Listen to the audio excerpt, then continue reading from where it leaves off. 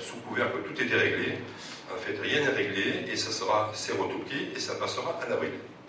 Donc ça veut dire qu'aujourd'hui, notre commune est en stand-by total et nous sommes une petite vingtaine sur les 139 du Var. C'est-à-dire qu'on en fait partie.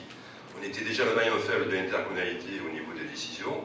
Maintenant, on fait partie du clan des cancres puisqu'on est recalé. Donc c'est grave quand même parce qu'au lieu d'avoir une concertation plus forte, de rencontrer le conseil municipal, de rencontrer de manière plus active les parents d'élèves, et dans notre liste, on a une personne qui est représentante de parents d'élèves qui nous a éclairé, hein, parce qu'il faut être vraiment dans le système. Je pense que l'actualité est lourde de conséquences pour nos enfants. Alors nos enfants, c'est 751 enfants représentant plus de 500 familles. Hein. Ce n'est pas une poignée de gosses dont on ne sait pas quoi faire, c'est 751 enfants. Alors ensuite, quelques points de détail d'actualité. J'en parlais tout à l'heure avec nos amis de la presse. Comment ça se passe au Beaussais, la campagne électorale? Je dirais bien. Les listes se croisent, on se connaît un peu, plus ou moins bien, on se respecte, on n'a pas les mêmes parcours, on n'a pas les mêmes projets, on connaît les projets et les manques en commun, donc on ne va pas inventer des éléments qui n'existent pas. Tout se passe bien, sauf avec la liste du candidat sortant, où effectivement il y a un phénomène de crispation qui se met en place, et qui est assez désagréable, parce qu'en fait le candidat sortant, lui, c'est où il dit qu'il ne vient pas aux élections, ou quand il vient, il aimerait être seul. Ça me rappelle une blague de Guy Bedos, il y a 30 ans, il disait toujours « Moi j'aime bien le tennis, mais c'est le filet qui me gêne. » Quand on va aux élections, s'il y a des candidats concurrents, il faut bien le vivre. Hein. Et là, ça ne se passe pas très bien.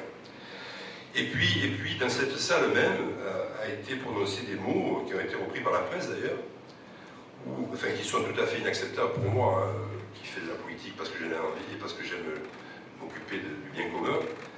Quand on dit que les candidats et les opposants sont le cancer de la démocratie, il faut être très vigilant quand même, parce que dans la salle, il y a des gens qui, premièrement, peuvent être atteints de ce fléau, ou d'avoir des gens qui sont proches, qui donnent. On ne prononce pas des mots comme ça dans une colère politique. Je crois qu'il faut qu'ils maintiennent son cap, qu'ils gardent ses esprits, parce que c'est toujours très très déplacé de travailler, de parler sous cette forme-là. Après, nous avons un maire qui, cette semaine ou la semaine dernière, a gouverné la commune par vidéoconférence. C'est-à-dire qu'il était aux États-Unis, c'est son droit le plus absolu, et il a été annoncé présent à 2 réunions, dont les académiciens du Var, qui est un repas de qualité, et qui m'ont dit, mais on m'a dit qu'il était là, le maire il n'est pas là, ne vous inquiétez pas, on va passer un petit flash de 2 minutes là, pour vous faire voir qu'il n'est pas loin. Il est à Miami, mais bon, il va vous dire que tout va bien. Donc, et on dit qu'il est là. Donc, il est là, il n'est pas là, il n'est pas là. Donc, je crois qu'il faut être raisonnable et c'est pas très sérieux de sa part. Et puis bien d'autres éléments sur lesquels je ne reviens pas. Donc, tout ça pour résumer que la campagne est active, je dirais que. Enfin, moi, je prends le problème à l'envers. Il y a trop de candidats, c'est clair.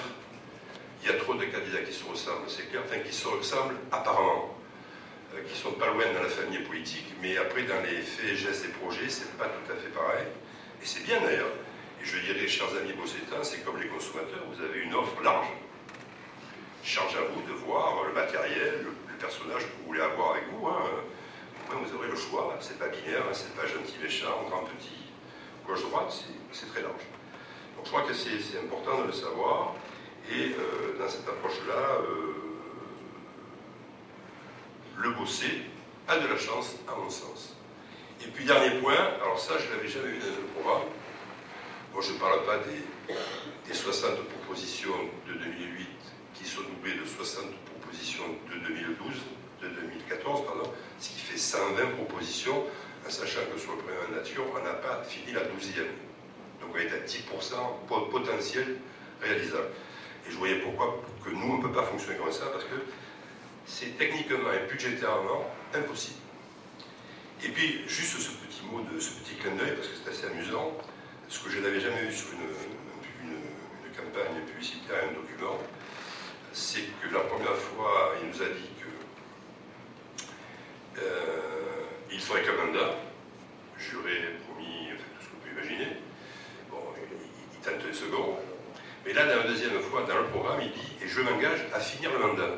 Donc, non seulement il s'engage à le faire, celui-là, mais peut-être qu'il le finira. Donc on est dans une démesure démocratique qui est sans nom, quoi. On pourrait s'en amuser, mais en fait, je pense que c'est pas très amusant. Bon, on va faire la parenthèse de l'actualité de campagne. Mais je vous dis globalement, avec l'ensemble des candidats, c'est bien, ça se passe bien, on échange, on discute.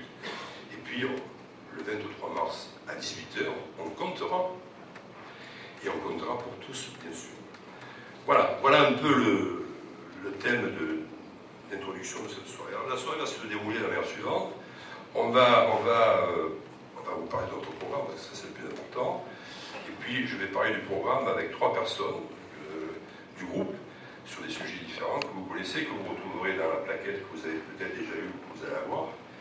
Et j'espère que vous l'avez déjà eu, parce que je peux vous dire que c'est décarcassé à 20 ou à 25 à tracter et boiter pendant des jours. C'est agréable d'ailleurs, parce qu'on rencontre des gens, il y a des gens qui distribuent dans des quartiers qu'ils ne connaissent pas, donc c'est assez sympa. Donc on va se dérouler la soirée, programme. Il va y avoir 3 rapporteurs que je vais appeler à la barre, enfin, au podium. Donc je vais appeler en premier lieu Monique Basselli.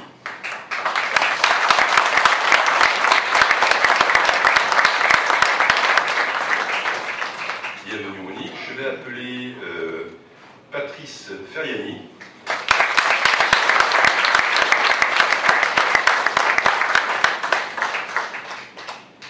Et je vais appeler Amir Slimane.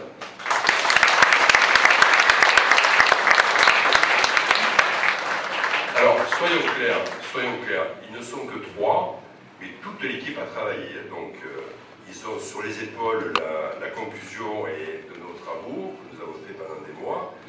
Mais bien sûr, ils parlent au nom de tous les collègues qui ont fourni un travail assez remarquable. Je vous rappelle comment ça s'est passé pour notre liste.